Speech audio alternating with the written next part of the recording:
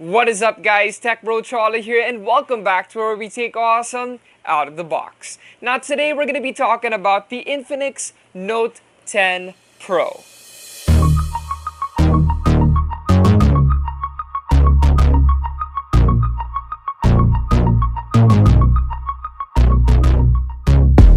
So it's no secret that Infinix has made a name for itself by bringing great bang for the buck phones to Filipinos from all walks of life.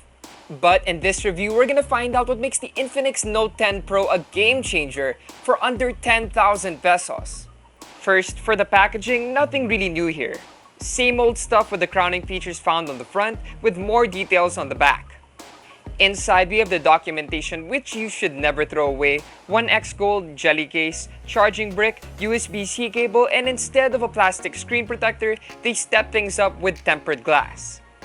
Of course, to protect the impressive screen of this phone, but mamaya na yan. Just note that you're gonna have to install this yourself, so if you get it wrong, medyo sayang yung tempered glass. We got ours in this bluish silver, and if nakita mo siya from a certain angle, there's a line that separates the design. For me, it looks nice, clean, and subtle, the way I like it. But what isn't subtle is the amount of fingerprints this picks up because it's a glossy panel, so it's really good at that. So yeah, I suggest using the jelly case included. On the left, we have the SIM card tray, while on the right, we have the volume rocker and power button that doubles as a fingerprint scanner. While below, we have the headphone jack, USB-C port, and half its stereo speakers. The other speaker can be found above the screen. They may not be the best, but for the price, they sounded pretty nice to me. Here's a sample for reference, but again, we're using a microphone, so it's not super accurate.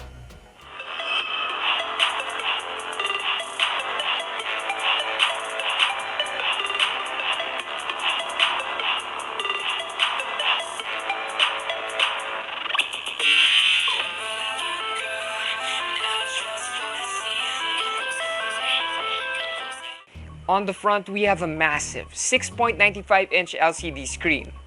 That's one big screen, guys, and sharp pa rin siya because we have a full HD plus resolution. Pair that up with the stereo speakers and sulit na sulit siya as an entertainment device. But it doesn't stop there because we have a 90Hz refresh rate for smooth battery-efficient performance and 180Hz touch sampling rate for responsive gaming. I mean, you can't really call this phone a game changer without the gaming, but we're gonna be talking about that later when we get to the internals.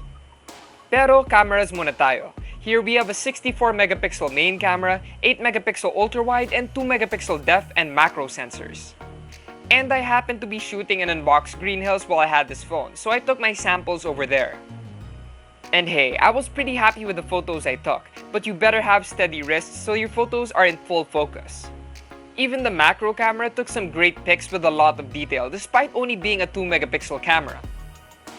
With the ultra-wide though, I noticed that the blacks were like extra black, so those areas lacked a bit of detail. As for night shots, super night mode helped, but it does take a while to process the photos while you hold the camera still.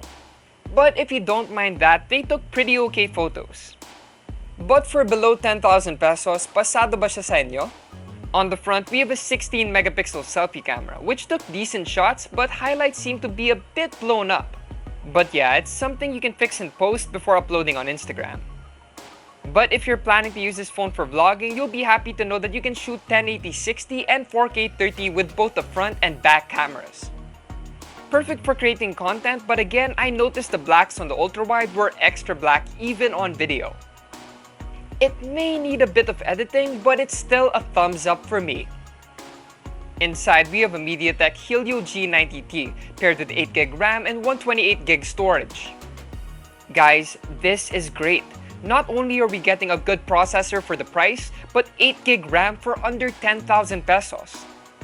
The Helio G90T is considered an aging processor for 2021, especially since it uses a 12nm process.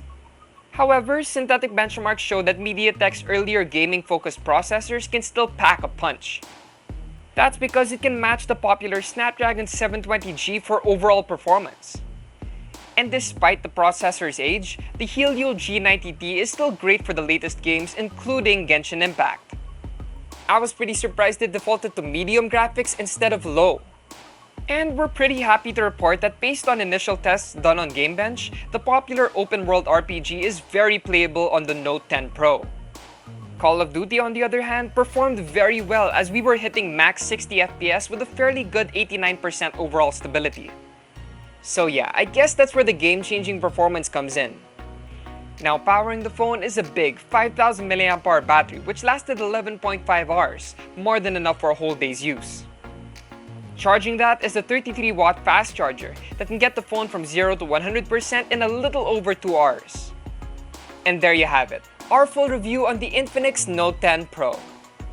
It is definitely one super sulit phone. Whether you want to use it to watch media, create content, or play your favorite games, you are sure to be happy. It's definitely a game changer for under 10,000 pesos. And you can grab the 8GB RAM 128GB storage model for 9,990 pesos. And on August 12 and 15, we have the early bird promo, which brings it down to 9,490 pesos. Super sulit.